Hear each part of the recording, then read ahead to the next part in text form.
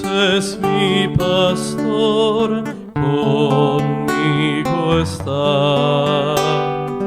Nada con mi Señor me faltará.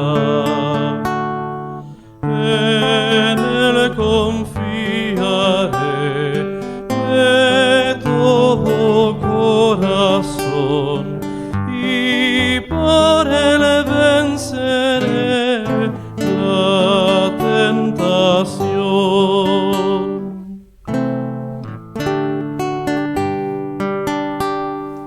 Él es mi dulce luz, mi salvación.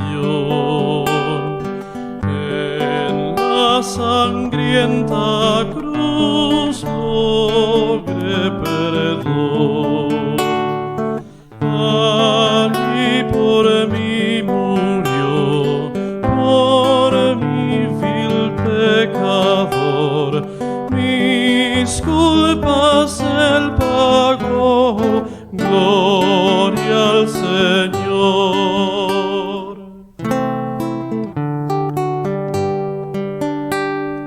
La fe que me dio Él me salvará.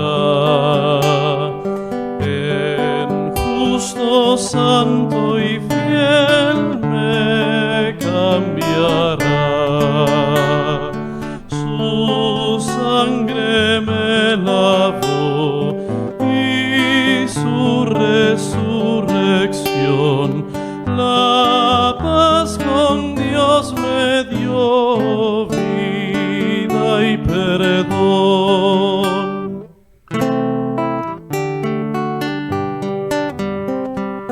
Con qué Señor te pagaré, si tuyo es mi valor, tuya es mi fe. Si yo no soy capaz de obrar el bien por mí, si soy sombra fugaz, nada sin ti.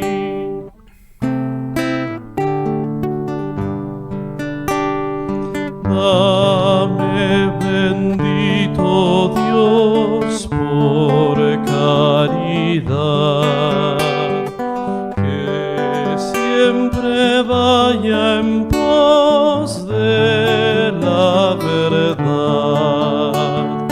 Tu bien quiero gozar, vivir contigo en paz y siempre contemplar tu santa faz.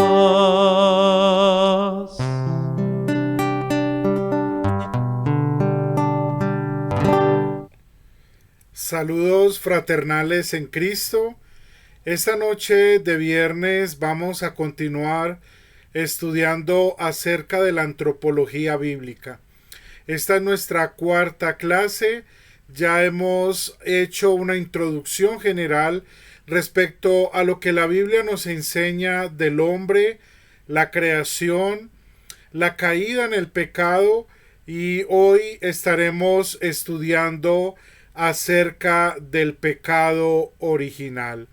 Sean todos entonces bienvenidos a esta clase y vamos a iniciar con una oración. Padre nuestro que estás en los cielos, te damos gracias porque nos dispones para estudiar la verdad de tu palabra. Te rogamos la guía y la dirección del Espíritu Santo para nuestra clase de hoy, para que sea también de edificación de nuestras vidas. Gracias por la vida de nuestros queridos estudiantes. Rogamos, Señor, para que el Espíritu Santo nos guíe a toda verdad. Por medio de Jesucristo nuestro Señor. Amén. Muy bien, entonces ya les había mencionado, vamos a estudiar acerca del pecado original y acerca de los pecados actuales. Es decir, en otras palabras, hoy estaremos estudiando todo lo relacionado con el pecado. Técnicamente, dentro de la teología cristiana, harmatología es el nombre que se le da a este estudio, pero vamos a ir poco a poco entonces abordando estos temas. Y lo primero entonces que vamos a considerar es una definición de lo que es el pecado original o la corrupción hereditaria del ser humano. Permítame por favor tomar una referencia para leer acerca de una definición de lo que es el pecado original. Y esta la hemos tomado de este libro de doctrina cristiana que en la primera clase les hablé un poco de él. El pecado original es la falta de justicia original. Procede del pecado de Adán y se transmite a todos los hombres que son engendrados por el proceso común de la generación. Incluye la terrible corrupción y depravación de la naturaleza humana y de todas sus facultades. Excluye a todos los hombres de la gracia de Dios y la vida eterna y los somete a los castigos temporales y eternos a menos que nazcan de nuevo del agua y del Espíritu u obtengan la remisión de los pecados por medio de Cristo. Qué interesante definición. Podemos de ella entonces sacar algunas cosas que nos pueden ayudar para avanzar en el aprendizaje de lo que es la corrupción o el pecado original. Definimos entonces el pecado original como la corrupción hereditaria de todos los descendientes de Adán y se transmite mediante el proceso de generación, es decir, todos los seres humanos, la humanidad en total está corrompida desde el vientre de sus madres. Y esto es lo que el Salmo 51 en el versículo 5 nos recuerda. Y vamos a dar lectura a la palabra de Dios. Salmo 51, versículo 5. Yo sé que soy malo de nacimiento, pecador me concibió mi madre. Mire la declaración que hace el rey David después de haber pecado y estar confesando delante de Dios sus pecados. Él dice: yo reconozco que desde que soy un niño, desde el vientre de mi madre soy malo y fui formado en pecado. A esto entonces le llamamos la corrupción hereditaria o el pecado original. Juan capítulo 3 versículo 6, cuando Jesús está hablando con Nicodemo acerca de la necesidad de que el ser humano tiene de nacer de nuevo. Y este nacimiento o regeneración, también como se le conoce en la Biblia, no es la obra natural del ser humano. Jesús, vamos a leer el versículo 6 del capítulo 3 del Evangelio de Juan, cuando Jesús entonces le dice: lo que nace de la carne es carne, lo que nace del espíritu es espíritu. Y recuerden que desde el versículo 5 Jesús le dice: yo te aseguro que si no naces del agua y del espíritu no puedes entrar al reino de los cielos. Y entonces este hombre está sorprendido y dice: ¿cómo es posible que uno después de haber nacido vuelva al vientre de su madre y vuelva a nacer? Y claro está, Jesús habla de la regeneración, no de la generación. Todos los seres humanos por generación, es decir, desde el vientre de nuestra madre somos partícipes de la corrupción hereditaria que hemos heredado de nuestros padres. Y recordamos lo que el Salmo 51 En el verso 5 nos recuerda, todos fuimos formados en pecado y concebidos en pecado. Ahora Jesús le dice a un hombre que no se trata de un nacimiento natural, porque ese nacimiento natural conlleva de una manera generacional el pecado original, sino que él necesita ser regenerado por la obra del Espíritu Santo en el bautismo. De esta manera, entonces vemos cuán importante es tener claridad en cuanto a esta doctrina. También Romanos, en el capítulo 3, el apóstol San Pablo, hablando acerca de la culpabilidad de la humanidad, él dice, no hay justo ni siquiera uno. Queridos hermanos y amigos, nadie nace siendo bueno. Aquella frase que se le ha atribuido al filósofo Rousseau, que fue muy conocido sobre todo por sus teorías sociales en cuanto a la organización y formación del ser humano como sujeto social. Él en una de sus afirmaciones decía que el ser humano nace bueno y es la sociedad la que lo corrompe. Y muchos tomaron esto como si la Biblia lo dijera, y hoy escuchamos lamentablemente a muchos predicadores que hablan de esto como si la Biblia lo dijera, y no es la Biblia, lo dijo un filósofo hace más o menos unos 300 años atrás, hablando de que el ser humano nace bueno y es la sociedad la que lo corrompe.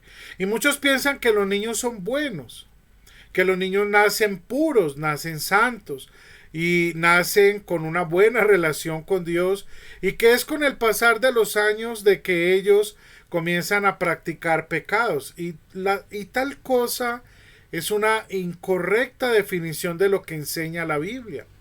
La Biblia nos dice que por inclinación natural el ser humano siempre va a hacer las cosas que son contrarias a Dios. Por eso es necesario que él sea regenerado por la obra del Espíritu Santo en los medios de gracia, es decir, en el bautismo. Y de allí que se hace importante eso. En ese sentido, ustedes pueden ver allí la afirmación que hace Agustín de Hipona respecto a lo que estamos abordando. Él dice, los padres al engendrar dan la generación, no dan la regeneración, sino la generación. ¿Qué heredamos de nuestros padres? Hemos heredado la generación, ellos nos han dado la vida. No, hemos sido engendrados. Pero la regeneración es la obra de la gracia de Dios en nosotros, que ese será un tema que estaremos estudiando más adelante en otra clase, cuando lleguemos a abordar el tema de la gracia de Dios para nuestra salvación. También un teólogo luterano llamado Johann Gerhard, él nos habla respecto a esto mismo, diciendo que la generación carnal no es según la gracia, sino según la naturaleza. Y esto también nos ayuda, y vale la pena hacer un paréntesis en nuestra clase para afirmar por qué Jesús nació sin pecado. Y esto no es porque la Virgen María haya nacido sin pecado, sino precisamente por la obra del Espíritu Santo, que es lo que el ángel le anuncia a María y le dice: el santo ser que nacerá de ti será llamado Hijo del Altísimo. Y por supuesto la vida perfecta de Cristo, que es el único que ha vivido sin pecado. Pero toda la humanidad entera, en todas las generaciones, hemos sido afectados por el pecado hereditario, o la corrupción hereditaria también, como le podemos llamar. Avancemos un poco, ya tenemos una definición de lo que es el pecado hereditario, pero vamos a ver ese pecado y esa corrupción innata en el ser humano, cómo afecta el intelecto y la voluntad del ser humano. Y esto nos ayuda a entender, primero, por qué el ser humano en su voluntad siempre quiere hacer lo malo. Y segundo, por qué su intelecto carece del conocimiento pleno de la palabra de Dios.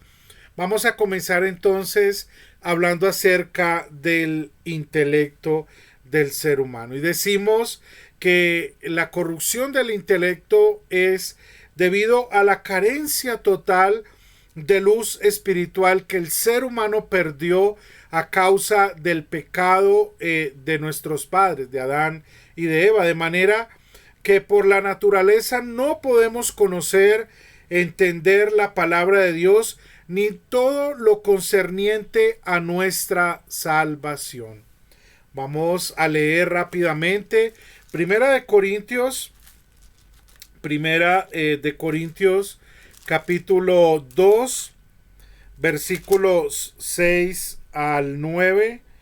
2, 6 al 9. En cambio, hablamos con sabiduría entre los que han alcanzado madurez, pero no con la sabiduría de este mundo, ni con la de los gobernantes, los cuales terminan en nada. Más bien, exponemos el misterio de la sabiduría de Dios, una sabiduría que ha estado escondida y que Dios había destinado para nuestra gloria desde la eternidad.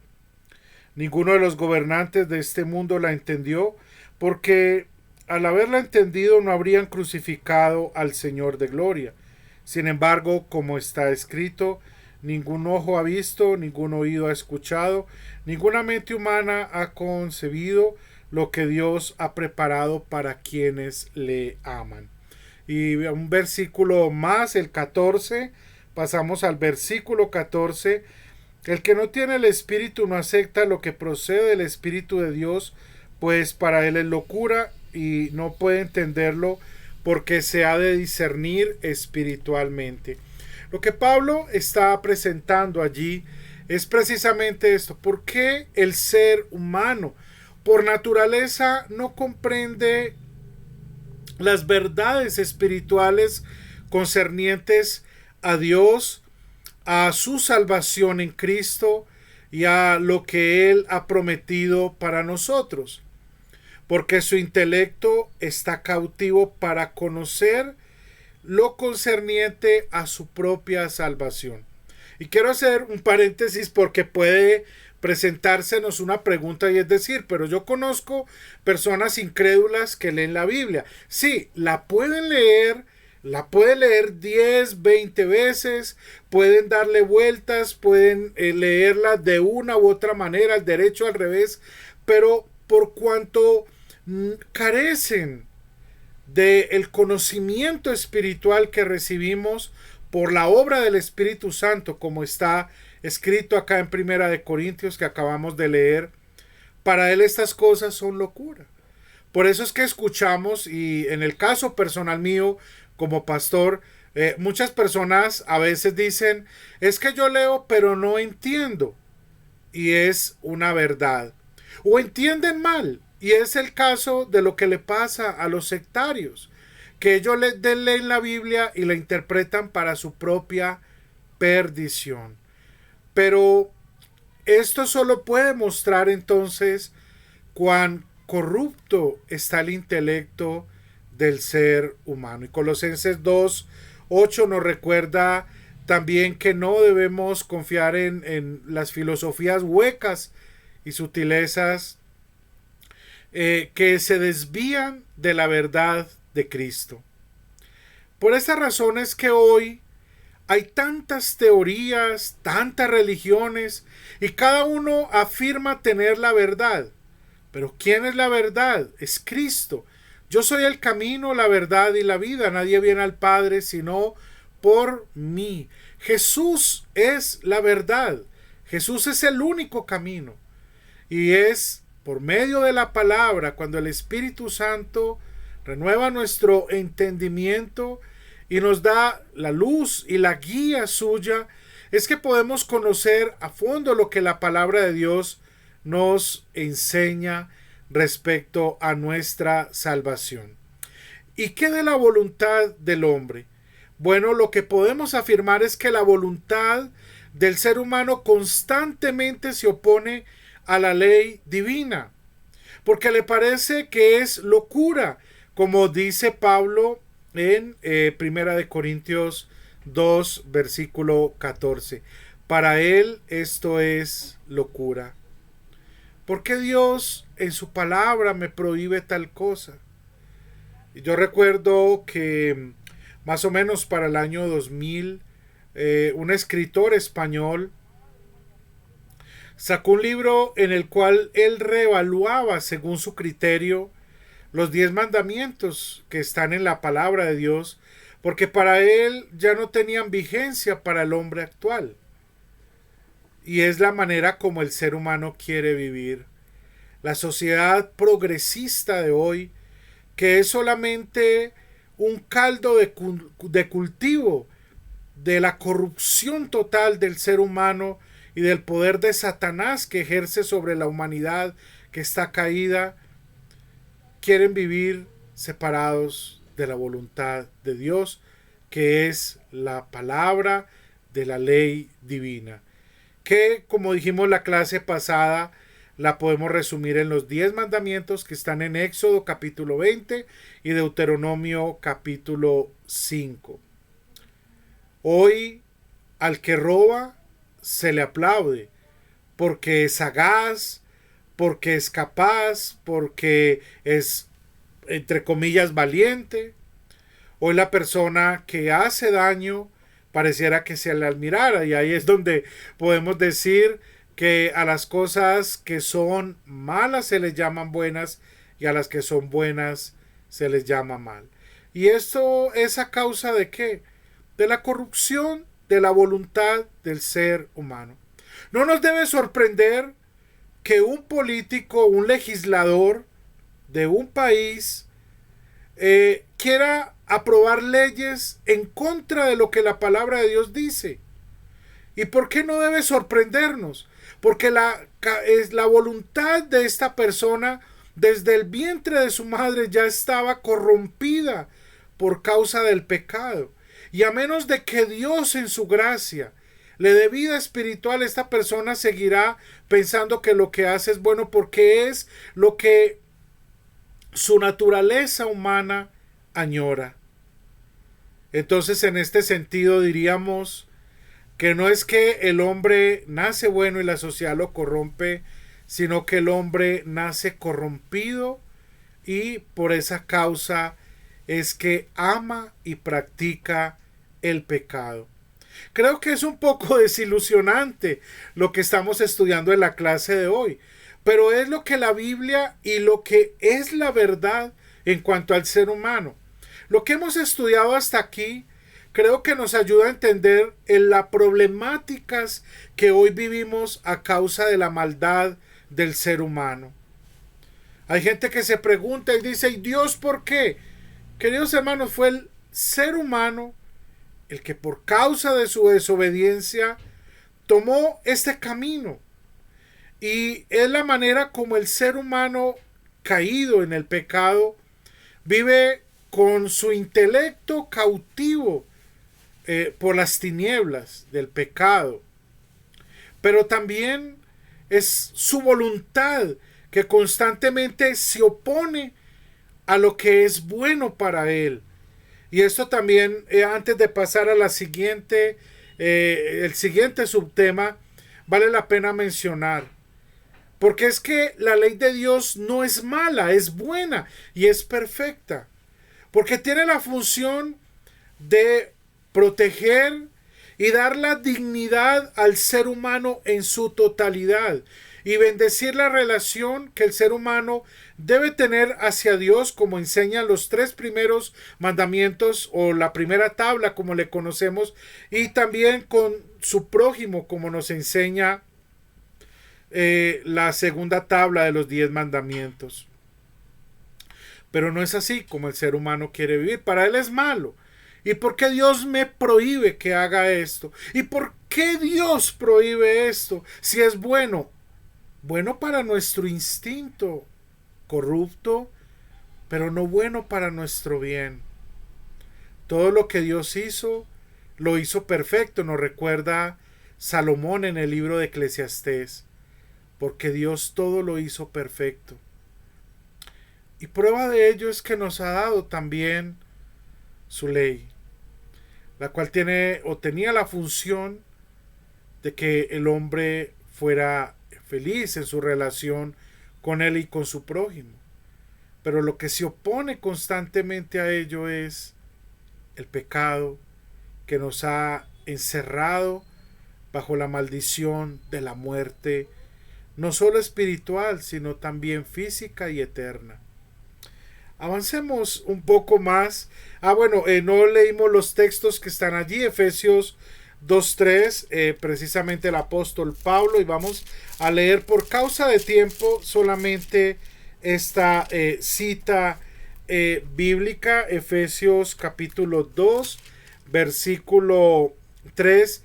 En ese tiempo también todos nosotros vivíamos como ellos, impulsados por nuestros deseos pecaminosos, siguiendo nuestra propia voluntad y nuestros propósitos.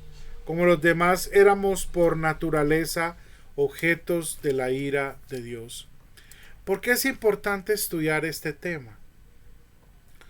Porque si no tenemos claro lo que estamos estudiando, nunca podremos entender por qué es que Dios envía a Jesús y por qué Jesús murió por nosotros. A veces decimos, Jesús murió por mis pecados, pero no entendemos la gravedad del pecado. Y mire lo que Pablo está diciendo allí, que esta desobediencia de la voluntad caída trae la ira de Dios. Y desde el vientre de nuestra madre somos objetos de la ira de Dios y del castigo eterno de la muerte espiritual. Pero Dios en su gracia nos dio salvación en Cristo, y esto, como ya lo mencioné, lo estaremos estudiando más adelante. Bueno, como el tiempo nos apremia siempre, vamos a avanzar ahora un poco más y vamos a ver las causas y efectos del pecado original.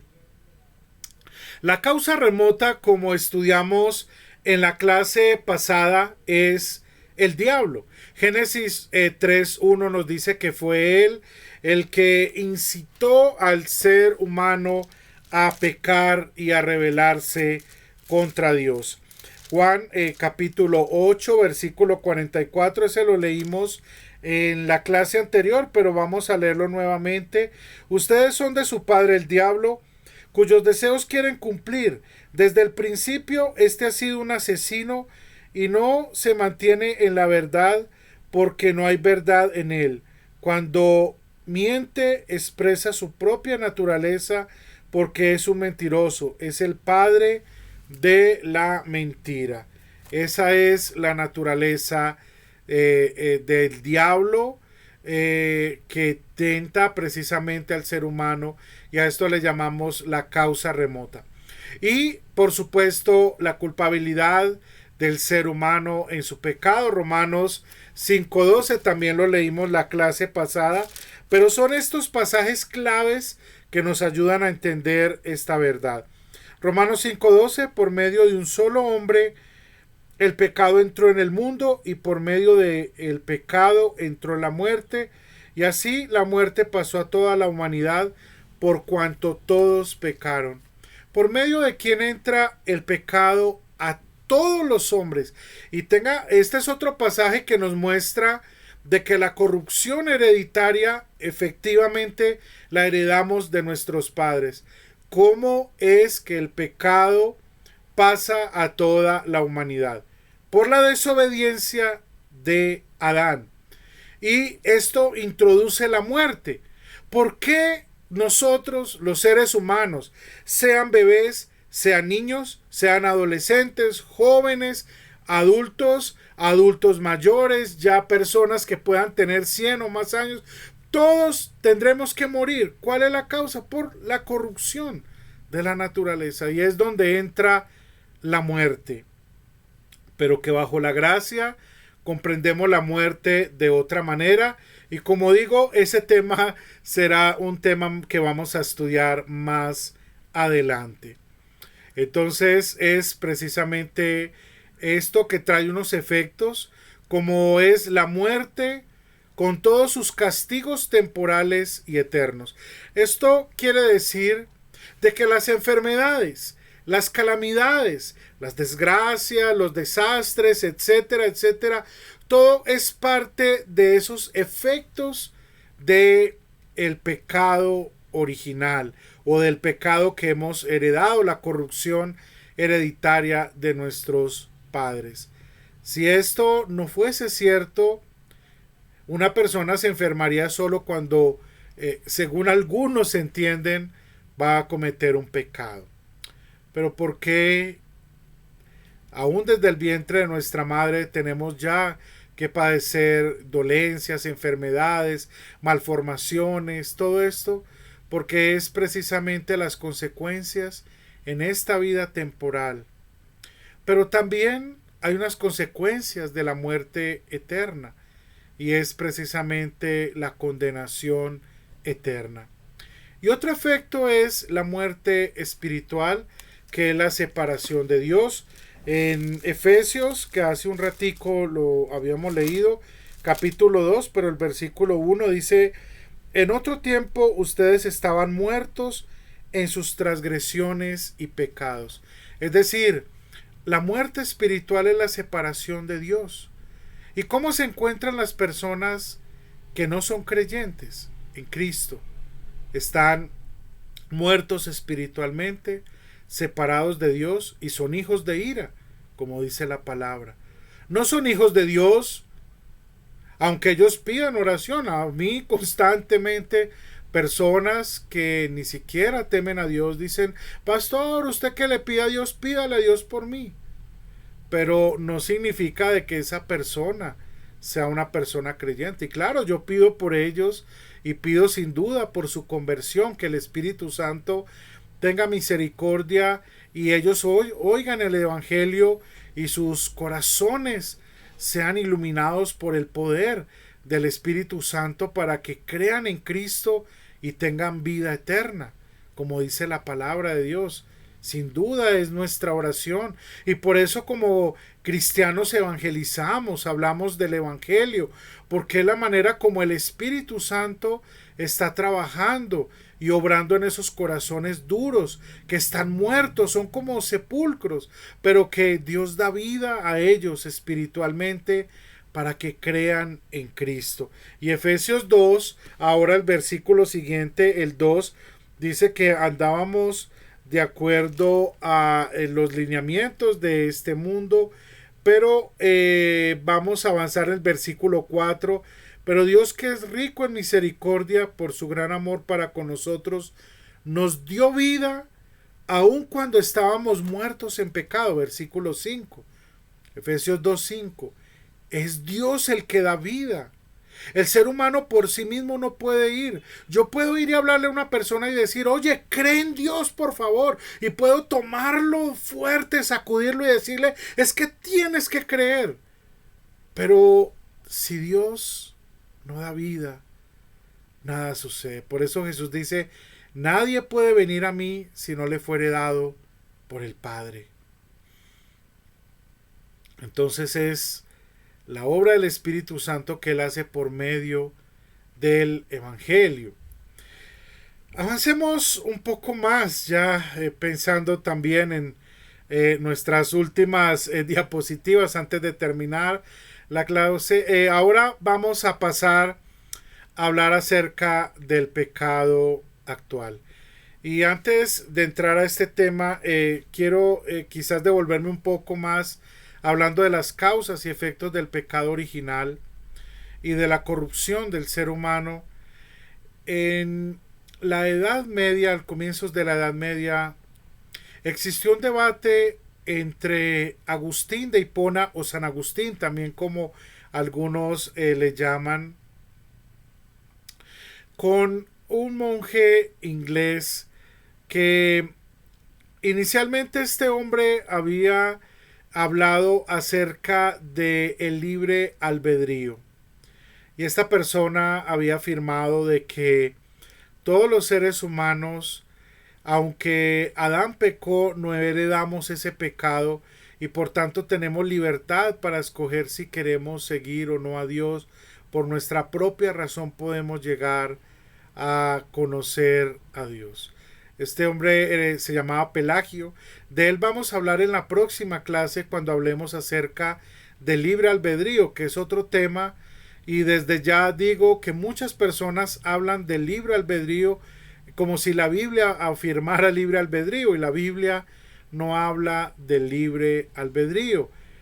Los seres humanos tenemos libre albedrío para elegir qué ropa nos vamos a poner hoy. Para la clase, hoy quise ponerme una camisa azul, quise grabar en este lugar, a esta hora, estoy haciéndolo de esta manera, hoy voy a cenar X o Y alimento, voy a acostarme a determinada hora, pero ese es el albedrío normal que todos podemos hablar, pero acerca de los asuntos de la fe y de la salvación, el ser humano, ya hemos dicho, está muerto espiritualmente, y un muerto no puede tomar decisiones en su sepulcro, si se levanta, si no se levanta, si resucita o no resucita. Él está muerto, de allí no puede salir. Y así mismo sucede, aunque el ser humano pueda tener deseos espirituales, esto no lo llevarán a menos de que Dios le dé vida espiritual por medio del Evangelio, en el cual el Espíritu Santo obra la fe para que creamos en Cristo. Bueno, ahora sí vamos a hablar de los pecados actuales en los minuticos que nos quedan. ¿Cuál es la causa del pecado actual? Y ya estamos hablando no de ese pecado que todos heredamos desde el vientre de nuestra madre, como ya lo hemos mencionado también, que se da por generación, sino ahora vamos a hablar de los pecados actuales. Y de esto estamos hablando porque aunque como cristianos somos justos ante Dios por la fe en Cristo, simultáneamente también somos pecadores. Una señora que asistía a una iglesia determinada, en alguna ocasión estábamos hablando de esto y me dijo: yo no acepto de que diga que yo practico pecado porque yo ya soy lavada y limpiada. Y le dije: sí, ¿nunca has tenido malos pensamientos desde que eres cristiana? ¿Nunca has sentido un mal deseo? ¿Nunca has dicho una mentira así sea pequeña? ¿Nunca has sentido ira de un hermano o de una persona? Y por supuesto que tuvo que aceptar. Entonces, no estamos hablando de que la condición de un cristiano sea de perfección en esta tierra, pero sí reconocemos que todavía luchamos, y por eso Efesios capítulo 6, versículo 10 al 18, el apóstol Pablo está hablando acerca de la lucha que los cristianos tenemos y por la cual debemos revestirnos de la armadura de Dios.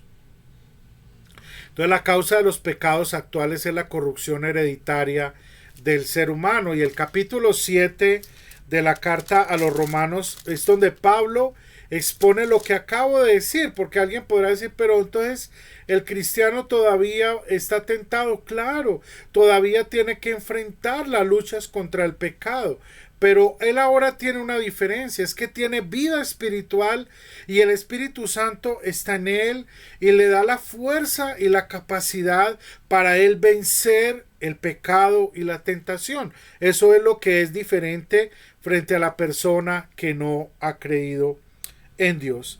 Romanos 7, versículo 17, cuando Pablo está hablando de la lucha con el pecado, dice: pero en este caso ya no soy yo quien lo lleva a cabo, sino el pecado que habita en mí. Y mire cómo San Pablo, ese gran apóstol, dice: yo lucho, tengo una lucha, y es con el pecado. Por eso el cristiano se refugia en los brazos de Cristo, confiando que Él le dará el poder para vencer la tentación, así como el Señor, cuando fue tentado por Satanás, venció la tentación. También Él nos dará a nosotros la fuerza, el poder espiritual para vencer las tentaciones.